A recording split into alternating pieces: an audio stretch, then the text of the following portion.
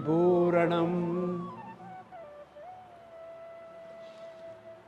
குருநாதருடைய பேரருள் எத்தனையோ பிறவிகளுக்கு அப்பால் தான் கிடைக்கக்கூடியது. வேதங்கள் முழங்குகின்றன. பல பிறவிகளில் செய்த புண்ணியத்தின் காரணமாக அந்த புண்ணியம்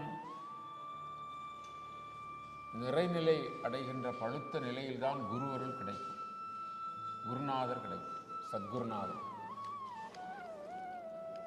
இன்றைக்கு காணிமடத்திலே சத்குருநாதருடைய சாநித்தியமும் சத்குருநாதருடைய பேரருளும் பூரணமாக பொங்கி ததும்புகிறது என்று சொன்னால்